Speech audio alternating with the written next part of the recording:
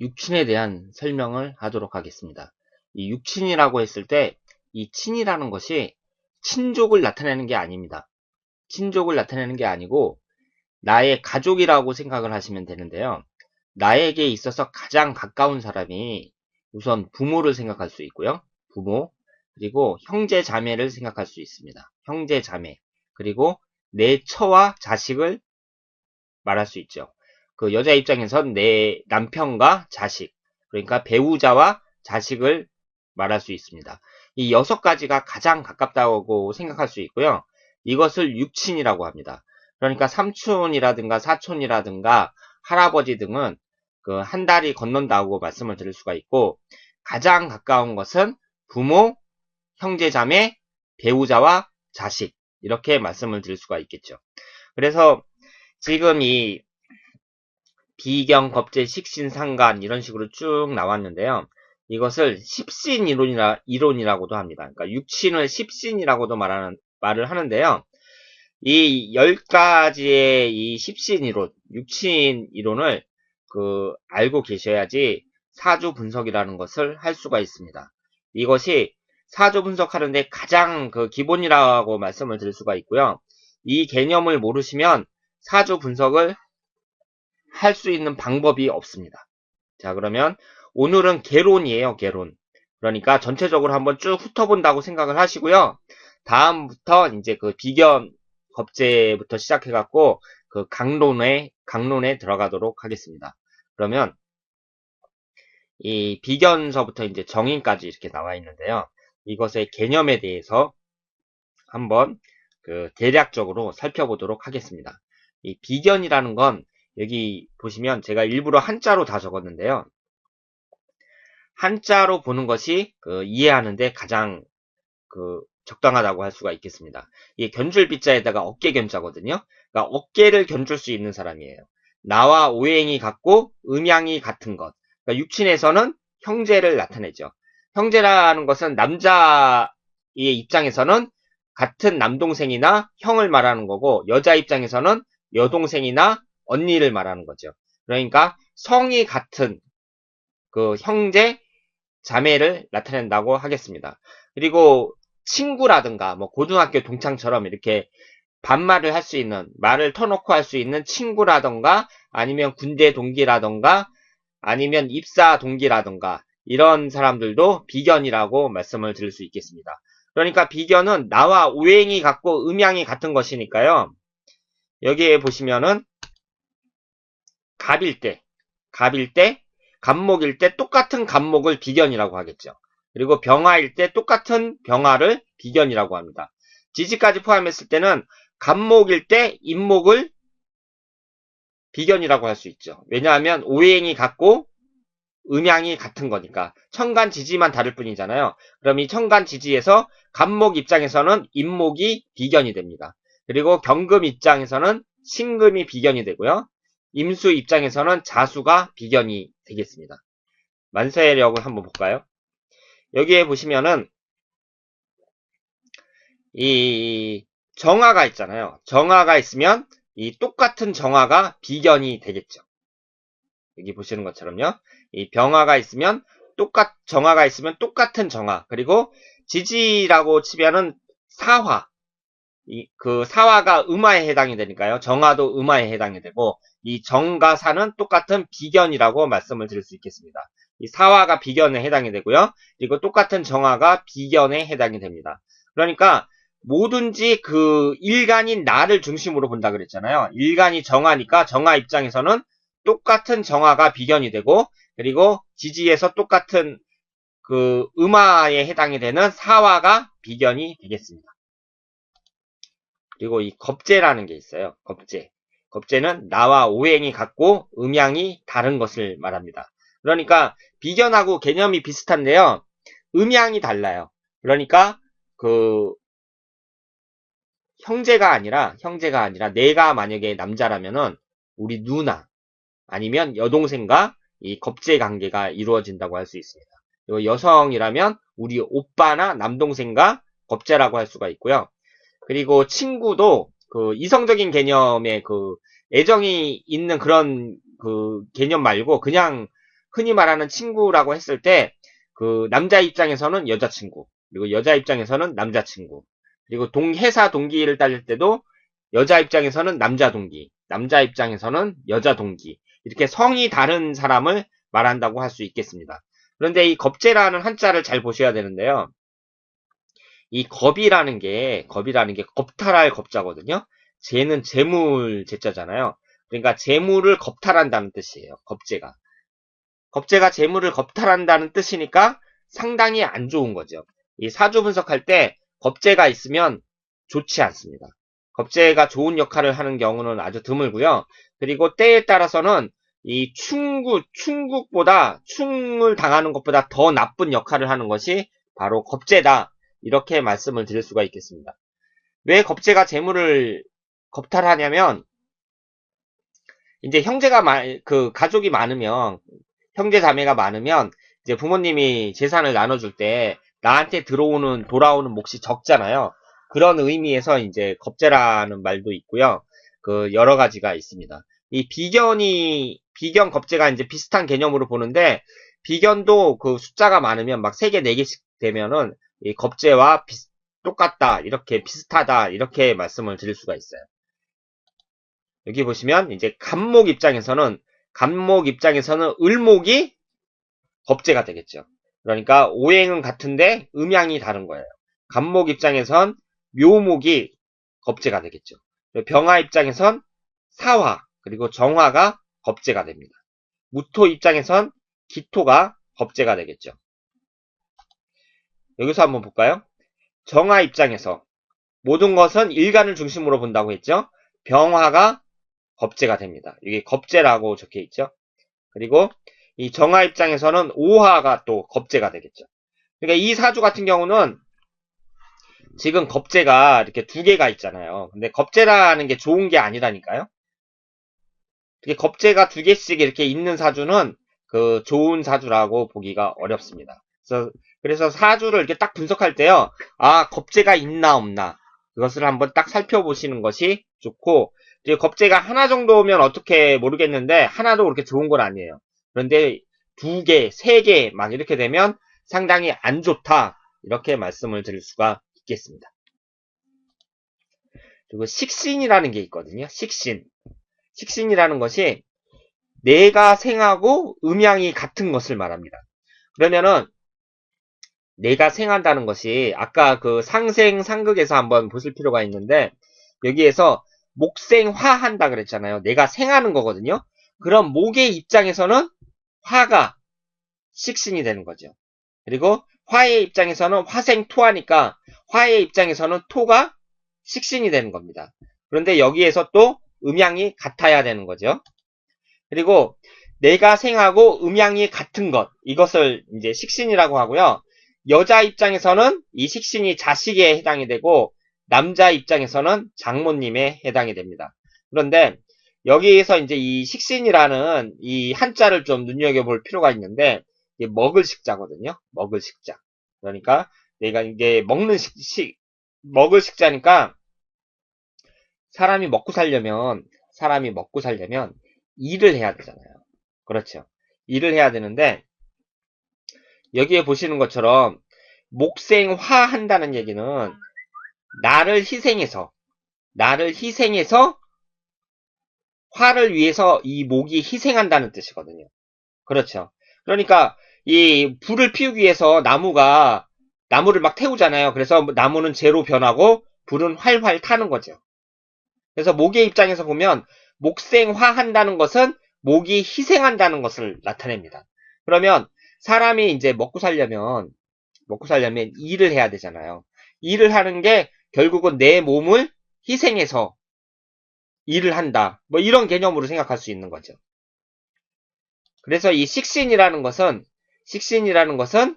그 내가 생하고 음양이 같은 것, 결국 그 상대방을 위해서 내가 희생하는 것, 내가 희생하는 것을 말한다고 할 수 있겠습니다. 그러면 식신이라는 것은 그 먹고 살기 위한 거니까 결국 일을 한다. 영어로 짭이라고 말씀을 드릴 수 있죠. J-O-B, 짭. 그리고 이것을 이제 육신으로 나타나면 자식, 내가 희생하잖아요. 자식을 위해서. 그 자식을 나타내고요. 그리고 이 장모님이 그 식신에 한다는 것이 좀 눈여겨볼 필요가 있는데요. 이 옛날에 이제 조선시대에는 자식들이, 남자가 아들이 이제 부모를 모셨단 말이에요. 그러니까 사람들이 서로 이제 아들을 낳으려고 대를 잇고 이제 아들이 부모를 봉양하니까 어떻게 하든지 아들을 낳으려고 하는데 그 당시 시대에도 아들이 없는 그 여자가 있었겠죠. 아들을 못 낳고 딸만 있는 그런 여자가 분명히 있었을 거란 말이에요. 그러면 이제 그 사람이 이제 할머니가 돼서 누가 모시느냐 그랬을 때 남자 입장에서는 그 남자 입장에서는 장모님을 갖다가 모실 수 있는 거죠. 그래서 이제 남자 입장에서는 그것을 식신이라고 합니다. 내가 장모님을 위해서 그 일을 한다, 희생한다, 뭐 이런 식으로 생각을 할 수 있겠죠. 그리고 상간이라는 것은요, 식신하고 비슷한 개념인데 내가 생하고 음양이 다른 것을 말합니다. 그러니까 그 음양만 다른 거예요. 이걸 한번 볼까요? 상간이라는 것이, 그러니까 식신이라는 것은 목생화하는 거니까 갑목의 입장에서는 병화가 식신이 되겠죠.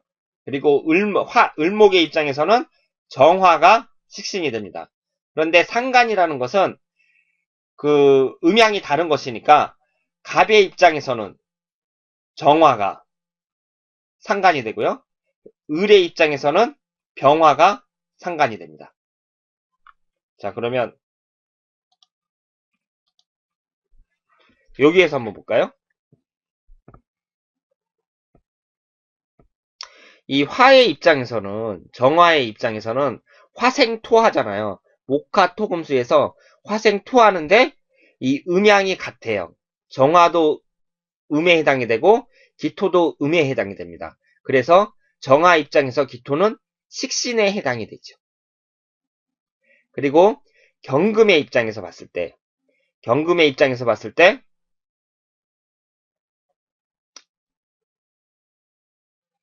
경금의 여기에는 이제 수가 나와 있지 않고요. 어디 상간이 어디 있나 한번 보겠습니다.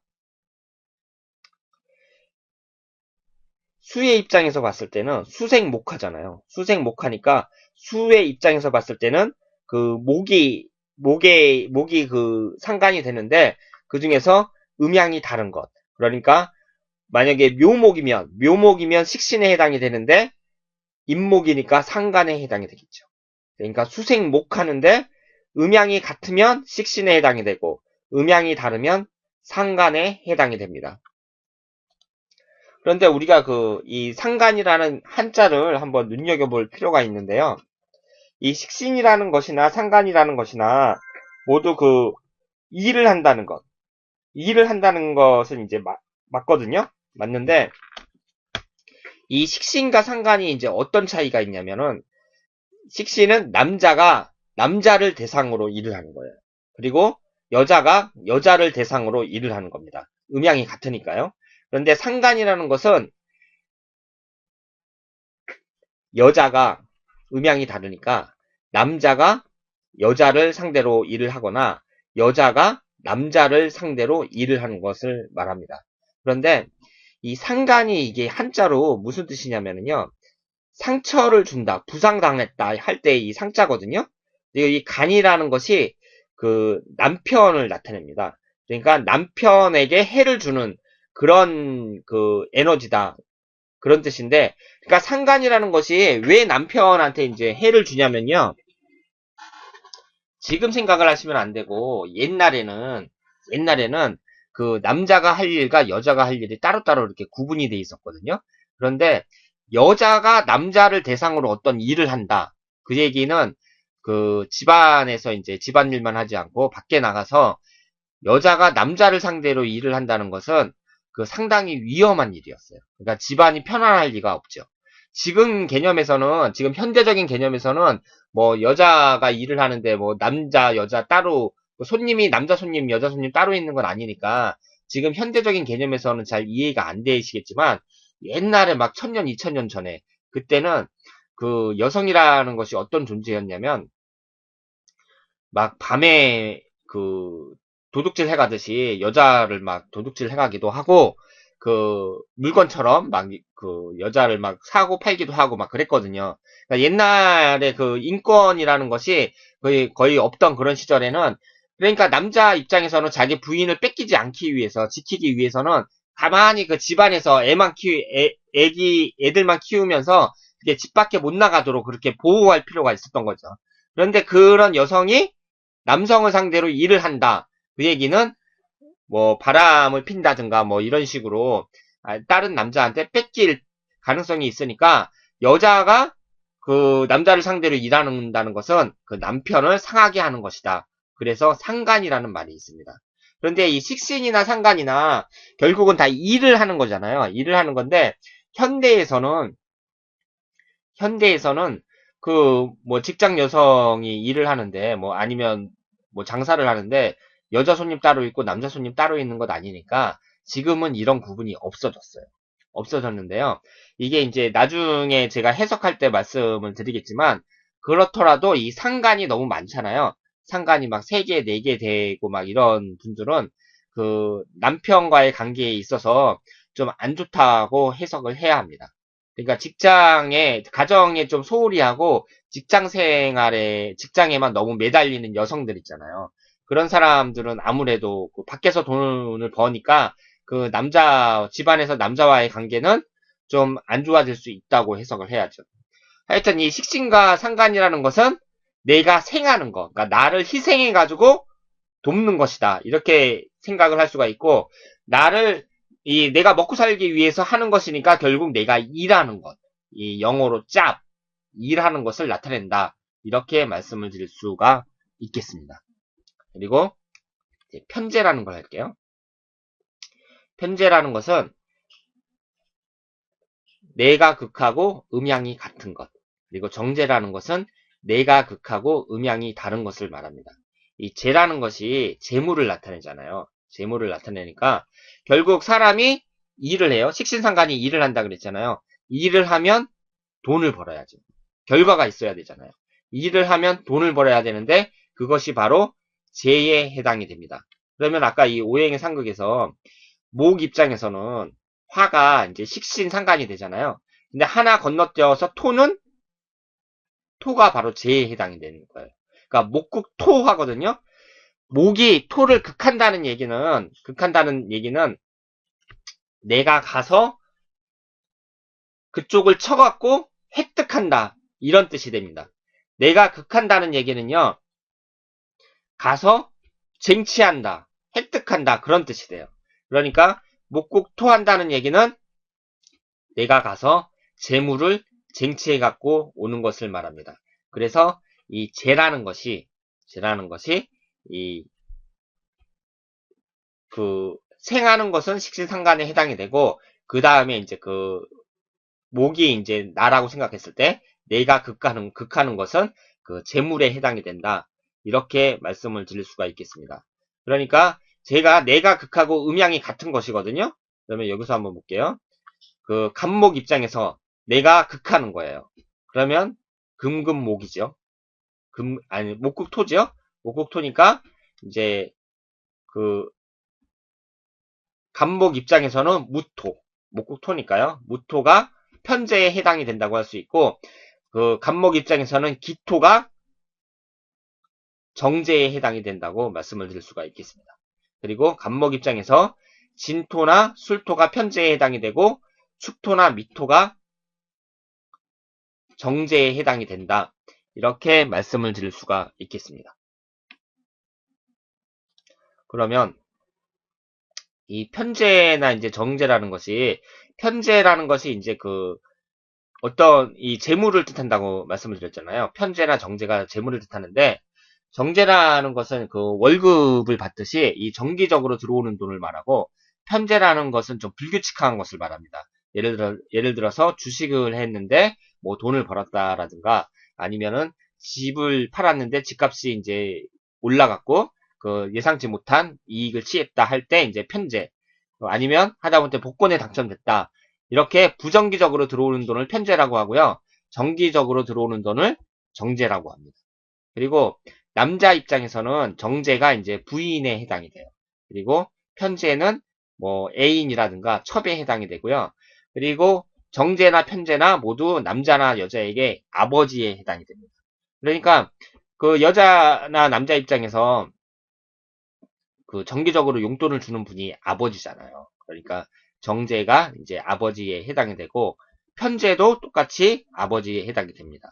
그리고 남자 입장에서는 이 제라는 것이 남자나 여자나 모두 재물을 나타내는데 특히 남자 입장에서는 부인, 애인을 나타내요. 그러니까 남자는 돈을 못 벌면 여자도 없다. 이렇게 생각을 할 수가 있겠죠. 그럼 여기서 또 한번 볼까요? 여기서 정제나 편제가 있는지 한번 보겠습니다.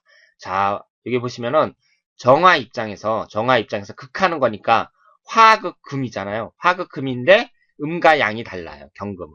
그러니까 정제에 해당이 되겠죠. 그리고 화극금이니까 그 정화 입장에서는 이 신금이 또 정제에 해당이 됩니다. 그러면 신금은 편제에 해당이 되겠죠. 그리고 이 평간과 정간이라는 게 있는데요. 이 평간과 정간이라는 것은 나를 극하고 음양이 같은 것을 평간이라고 하고 정간은 나를 극하고 음양이 다른 것을 정간이라고 합니다. 그럼 오행의 상극에서 한번 볼까요? 내가 이제 목이에요. 목인데 나를 극하는 게 뭐가 있죠? 금금목이죠. 금. 금이 나를 극합니다. 이 금이 해당하는 것이 관이라고 말씀을 드릴 수가 있겠습니다. 관성이 금에 해당이 되는데요. 이 중에서 음양이 같으면 평간, 음양이 다르면 정간에 해당이 됩니다. 여기 보시는 것처럼 내가 목인데 나를 극하는 게 금이잖아요. 금금목이잖아요. 금금목이에요. 그런 간목 입장에서는 그 나와 음양이 같은 것, 이 경금이 평간이 되고 신금이 정간이 됩니다. 그리고 인 입장에서는 또 신금이 정간이 되고요. 그리고 유금이 평간이 되겠죠. 그러면 화를 극하는 거는 수잖아요. 수극하니까 병화 입장에서는 임수가 평간이 되고요. 그리고 계수가 정간이 되겠죠. 자, 한번 볼까요? 이 정화 입장에서는 임수가 있어요. 임수가 있으면은 이제 이게 임수가 있는데 정화는 음한데 수국하니까 이제 이게 간성에 해당이 되는데 임수는 양수잖아요. 그러니까 정간에 해당이 됩니다. 그리고 또 간이 있나 한번 볼까요?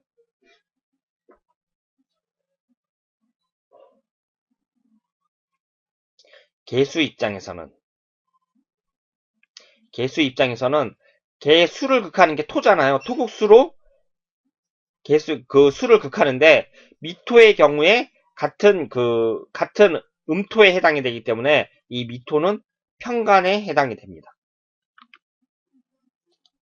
그런데 이 간이라는 것을 어떻게 이제 생각을 하셔야 되냐면요. 간이라는 것이 나를 극한다는 말은 나를 제어한다는 뜻이거든요.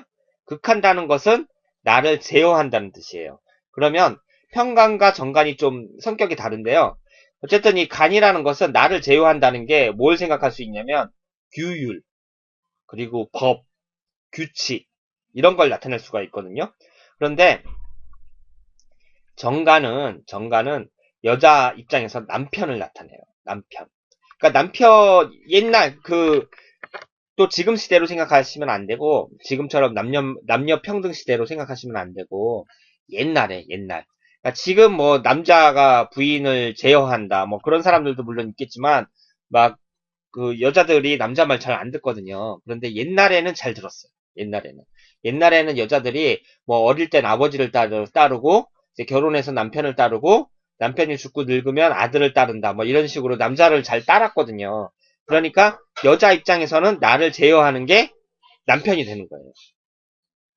그래서 이 정관이라는 것은 남편을 나타내고 편관이라는 것은 그 여자 입장에서 또 남자를 나타내는데 뭐 애인을 나타낸다. 뭐 그렇게도 나타내고요. 그리고 남자 입장에서는 자식을 나타냅니다. 그래서 편관은 아들을 나타내고 정관은 딸을 나타낸다. 뭐 이런 식으로 말하는데요. 이걸 세세하게 이렇게 구분하기는 어렵고 하여튼 간이라는 것이 여자 입장에서는 남편, 남자, 그리고 남자 입장에서는 자식이다. 이렇게 말씀을 드릴 수가 있겠습니다. 그리고 편인이라는 것은요, 인성이라는 것은 편인, 정인이 있는데, 나를 생하고 음양이 같은 것은 편인, 그리고 나를 생하고 음양이 다른 것은 정인을 나타냅니다. 그리고 그 정인이나 편인이나 모두 어머니를 나타내요. 그러면 나를 생한다는 게 어떤 건지 한번 볼까요? 보시는 것처럼 내가 모기라면 모기의 입장에서 나를 생해주는 것은 수지요. 수생목하면서 나를 생해줍니다. 그러면 내가 모기라면 이 수기운이 바로 인성에 해당이 된다고 말씀을 드릴 수 있겠습니다. 내가 만약에 화라면 나를 생해주는 게 목기운이니까 목생화하니까 이 목이 바로 인성에 해당이 됩니다. 그런데 음양이 같은 것은 편인이고 음양이 다른 것은 정인인데요. 이 정인을 이제 친어머니, 편인을 의붓어머니, 뭐 계모 이렇게 해석하는 사람도 있는데 이것은 요즘에는 잘 안 맞습니다. 그 옛날에는 그 자식도 많이 낳고 그리고 바람 피는 사람이 아주 많았어요. 바람 피인다기보다는 웬만큼 먹고 살기만 해도 그 첩을 두는 경우가 아주 많았거든요.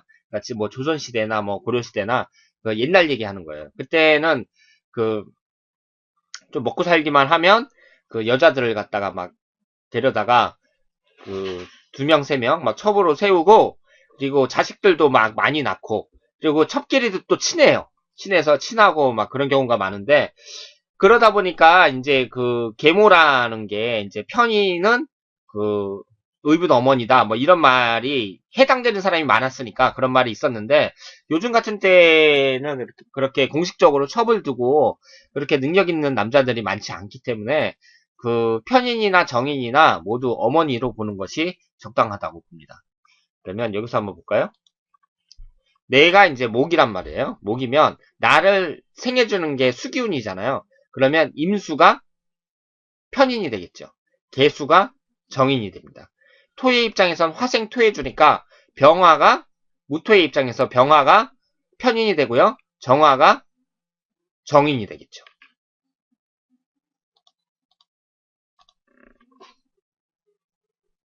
그러면 여기 보시면 금생수하잖아요. 임수 입장에서는 금생수하는 거니까 이 임수가 양수고 신금이 음금이잖아요. 그러니까 음과 양이 다르니까 이 임수의 입장에서는 신금이 정인이 되겠죠. 여기 정인이라고 적혀 있죠. 또 신금이 또 정인에 해당이 됩니다. 그러니까 이 인성이 좋은 자리를 잡고 그 좋은 역할을 한다. 이 사주에서 좋은 역할을 한다. 그러면 아, 어머니 복이 있구나. 어머니 도움을 받겠구나. 그렇게 해석을 할 수가 있겠습니다. 자, 그래서 지금까지 이 육친에 대해서 제가 설명을 해드렸는데요. 이게 이제 점점 어려워져요. 사주 강좌가 점점 어려워집니다. 처음에는 제가 막 그 천문학 얘기도 하고 그 태양계 얘기도 하고 그러면서 막 재밌게 했는데 이게 이제 그 이론이 점점 들어갈수록 그 아셔야 되는 것도 많은데요. 이걸 갖다가 이제 무작정 외우려고 하시면 안 돼요. 외우려고 하지 말고 이해를 하시면서 하셔야 합니다. 그리고 이 이제 10개의 십신이론, 육신이론이라고도 하는데 오늘은 개론이니까 일단 이런 게 있다는 것을 이제 아시고요. 다음에 들어갈 때는 이제 비견이면 비견, 겁재면 겁재 하나하나 이제 각계격파를 하면서 이 하나하나가 어떤 의미를 갖고 있는지 자세히 풀어보도록 하겠습니다. 그런데 여러분들이 이제 아셔야 될 게 이 오행의 상생상극하고 이제 그 일치하는 게 많잖아요. 그러니까 이 식신이라는 건 목의 입장에서 봤을 때 이 화라는 것이 이제 식신에 해당이 되고요. 그리고 토가 목국토하니까 이제 재에 해당이 되고 재성에 해당이 되고 금이 금금목하니까 관에 해당이 되고요. 정관, 편관. 수가 목을 생해주니까 정인, 편인에 이제 해당이 되는 거예요. 그러면 잘 보세요. 옛날에 이제 배웠던 거 한번 기억을 해보세요. 제가 충이라는 것을 말씀을 드렸거든요. 충이라는 걸 말씀을 드렸는데 이게 이제 7살이라 그러잖아요. 7살. 그래서 그러면은 이제 7살이라는 게 7번째 오는 것. 1, 2, 3, 4, 5, 6, 7 해가지고 갑경충이면 충국이 발생하니까 이걸 7살이라고 하고요. 그리고 을신충, 병임충, 정계충 이렇게 충이 발생한다 그랬거든요. 그러면 보세요. 이 경금의 이 목의 입장에서 봤을 때 이 경금이라는 것이 뭐에 해당이 되죠? 편간에 해당이 되죠. 편간. 왜냐하면 나를 극하는 거잖아요. 금금목으로. 금금목으로 나를 극하면서 음양이 같은 것. 똑같은 양이거든요. 이것을 편간이라고 합니다. 그러니까 제가 그 편제, 정제도 있고 편간, 정간도 있는데요. 여기 보시면은 그 편제도 있고 정제도 있고 편간도 있고 정간도 있고 편인도 있고 정인도 있는데 이 편이라는 게 있고 정이라는 게 있잖아요. 그러면 이 편이라는 것보다는 정이라는 게 더 좋은 겁니다.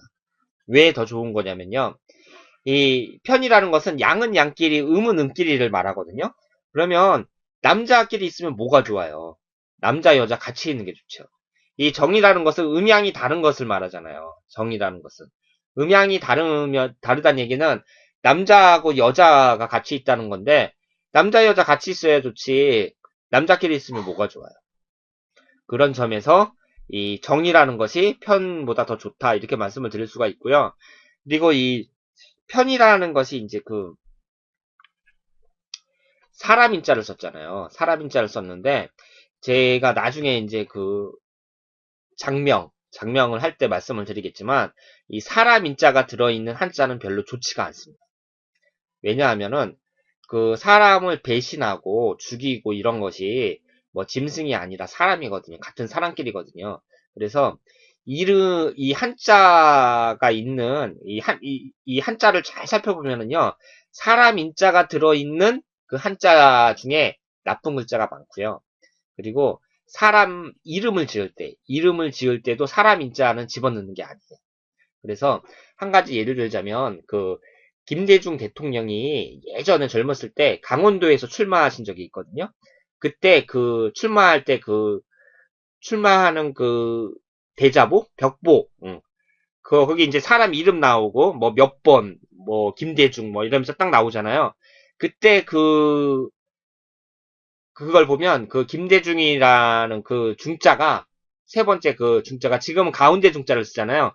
큰 대자에다 가운데 중자를 쓰는데 그 당시에는 그 중자가 사람 인자가 있고 가운데 중자를 썼어요. 그 당시에는. 그러니까 김대중 대통령이 예전에는 사람 인자가 들어가는 중자를 쓰셨는데 그게 이제 사람 이름에 들어가면 안 좋다는 걸 알고 이름을 개명하신 겁니다. 그래서 그 이후로는 그냥 가운데 중자를 쓰셨죠. 사람 인자를 빼버리고요. 그래서 이 사람 이름 안에는 이 사람 인자가 들어가는 게 아니에요. 아니고 이 한자에서도 사람 인자가 들어가는 그 한자가 나쁜 게 많다. 사람 인자가 들어가면 좋은 게 아니다. 이렇게 말씀을 드릴 수가 있겠습니다. 그러면 편제나 정제, 편간, 정간, 편인, 정인이 있는데 이 편보다는 정자 들어가는 게 좋다고 할 수가 있죠. 지금 보시는 것처럼 이게 이제 편간에 해당이 되거든요. 서로 충국이 발생하잖아요. 충이라는 건 깨지는 거니까 좋은 게 아니에요. 이게 7살인데 이 7살은 모두 편간에 해당이 됩니다. 편간. 그러면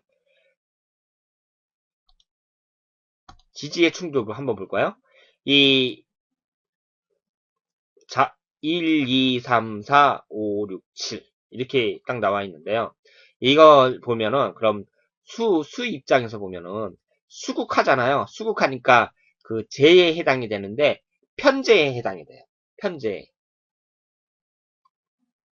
그러니까 이렇게 충이 발생하는 게 그 편제에 해당이 되던가 평간에 해당이 되던가 이런 식으로 해당이 됩니다. 그러니까 이 음은 음끼리, 양은 양끼리 들어있는 이 편자가 들어가는 것은 별로 좋은 게 아니다. 이렇게 말씀을 드릴 수가 있겠습니다. 그리고 합이라는 걸 보면은요, 합이라는 걸 보면 대개 정제끼리 이렇게 합이 되고, 그리고 정간끼리 합이 되는 경우가 많습니다. 예를 들어서 을경합 금이다. 그러면 을 입장에서 금은 정간에 해당이 되거든요. 금금목하니까 을 입장에서 경은 정간에 해당이 되고, 정임합목이다. 그러면 임수 입장에서는 정화가 정제에 해당이 돼요. 그러니까 합이라는 것은 정제나 정간에 해당이 되는 경우가 많고, 춘이라는 것은 편간이나 편제에 해당이 되는 경우가 많다. 이렇게 말씀을 드릴 수가 있겠습니다. 자, 오늘은 육친이라는 거에 대해서 한번 제가 쭉 설명을 했어요. 설명을 했는데, 지금 오늘 여러분들이 보시면서 이런 게 있구나 하는 정도만 아시면 되고요. 다음서부터는 한 시간에 하나씩, 그러니까 육신하고 겁재를 갖다가 강의에 한 시간씩 잡아가지고 확실하게 각계격파를 하면서 쭉 넘어가도록 하겠습니다. 제가 지금 여기 만세력을 여러 개를 이렇게 뽑았는데요. 여기 보시면 편인, 정인, 정간, 정인, 식신 막 이렇게 써 있잖아요. 처음에 여러분들이 이걸 보시면서 이게 무슨 뜻인가 생각하셨을 텐데, 여기 나와 있는 것이 모두 육친을 나타냅니다. 그러니까 여기 정간, 이 정화 입장에서 해수라는 게 이제 간에 해당이 된다, 뭐 이런 거고요. 여기 나와 있는 여기서 중요하니까, 육친이 중요하니까 이렇게 한자로 집어넣는데, 이걸 아셔야만 해석이 되는 거예요. 그러니까 이 간이라는 게 아까 제가 남편을 나타낸다고 했잖아요. 그럼 남편이 이 밑에 있거든요. 이 해수가 남편에 해당이 되는데, 그런데 이 사람은 이제 남편이 두 명이 있는 거네요. 그러면 두 명이 있으니까 이 사람은 결혼을 해가지고 뭐 이혼을 한다거나 사별을 해가지고 남자가 두 명이 있을 가능성이 높은 사주구나. 뭐 이런 식으로 이제 해석을 하는 거죠. 그래서 사주 분석이 아주 재밌습니다. 아주 재밌고, 이 육친에 대해서 확실하게 이해를 하시면 여러분들이 이제 사주 해석이 조금씩 되실 거예요. 그러니까 이 도사가 될 날이 멀지 않았으니까요. 힘드시더라도 조금씩 참으시고, 자, 오늘은 여기까지 마치고 다음에 더 좋은 강의로 찾아뵙도록 하겠습니다. 감사합니다.